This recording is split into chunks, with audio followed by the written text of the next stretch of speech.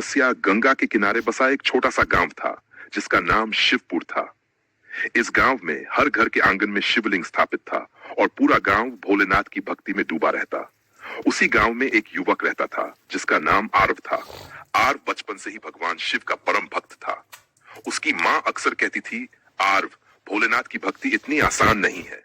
तपस्या का मार्ग कांटों से भरा होता है। लेकिन आरव का हृदय दृढ़ था। एक दिन आरव ने ठान लिया कि वह भगवान शिव को प्रसन्न करने के लिए घोर तपस्या करेगा। उसने गांव के बाहर घने जंगल के बीच स्थित प्राचीन शिव मंदिर को अपना साधना स्थल चुना। मंदिर तक पहुंचने का मार्ग कांटेदार झाड़ियों और जंगली जानवरों से भरा था, लेकिन आरव का संकल्प अड़िग था। तपस्या का आरंभ आने मंदिर के पास स्थित एक विशाल पीपल के पेड़ के नीचे अपना आसन जमा लिया। उसने प्रतिज्ञा की कि वह अन्न जल त्याग करके वल बेलपत्र और गंगा जल चढ़ाकर भगवान शिव की आराधना करेगा। दिन रात बीतने लगे, आरव अपनी तपस्या में लीन था। उसने अपनी आंखें बंद कर ली और भगवान शिव के नाम का जाप शुरू कर दिया। ओम नमः शिवाय। कठिन परीक्षा पहले कुछ दिन आसान थे, लेकिन जैसे जैसे समय बीतता गया, जंगल की कठिनाइयां उसे घेरने लगी। एक रात घनघोर बारिश हुई। पानी की तेज धाराएं उसके साधना स्थल तक पहुंच गई, लेकिन आरव ने अपनी जगह नहीं छोड़ी। ठंड से उसका शरीर कांपने लगा, लेकिन उसके मन का विश्वास अडिग रहा। कुछ दिनों बाद जंगल के भूखे जंगली जानवर उसके पास आने लगे। एक विशाल बाघ आरव के सामने आकर खड़ा हो गया। उसकी आंखें अंगारे जैसी चमक रही थीं, लेकिन आरव ने अपनी आंखें खोली भी नहीं। उसने मन ही मन शिव से प्रार्थना की, हे भोलेनाथ, ये जीवन आपका है। यदि आपकी इच्छा है तो ये प्राण भी आपके चरणों में अर्पित हैं। आश्चर्यजनक रूप से बाघ कुछ पल उसे घूरता रहा और फिर शांत होकर चला गया। ये देखकर जंगल के पक्षी चहचहाने लगे, मानो ये संकेत दे रहे हों कि आरव की तपस्या सही दिशा में है। शिव का पहला संकेत। एक दिन आरव अपनी साधना में लीन था जब अचानक उसे अपने आसपास हल्की सी दिव्य गंध महसूस हुई। ये गंध बेलपत्र और चंदन की थी।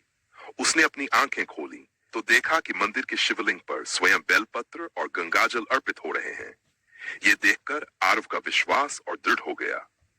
दानव का आक्रमण आरव की तपस्या ने न केवल भगवान शिव को प्रभावित किया, बल्कि आसपास के दुष्ट आत्माओं और दानवों का भी ध्यान आकर्षित किया। एक शक्तिशाली दानव जिसका नाम कालकेतु था, इस तपस्या को रोकने के लिए प्रकट हुआ। तू अपनी तपस्या बंद कर मनुष्य, कालकेतु गर्जा।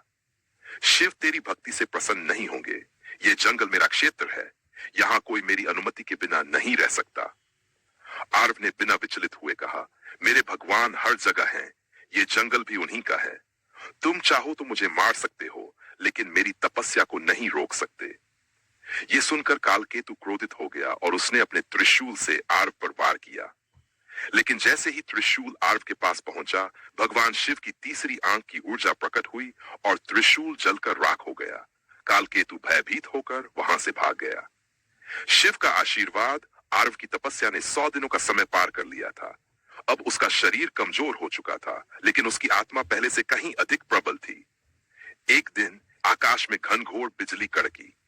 चारों ओर एक दिव्य प्रकाश फैल गया। आरव ने आंखें खोली और देखा कि भगवान शिव स्वयं उसके सामने प्रकट हो गए हैं। उनके शरीर पर गंगा की धारा बह रही थी, मस्तक पर चंद्रमा चमक रहा था और उनके गले में नाग विराजमान था। आरव भाव विभोर हो गया और उनके चरणों में गिर पड़ा। हे भोलेनाथ, मुझे आपकी कृपा मिल गई। अब मेरा जीवन धन्य हो गया।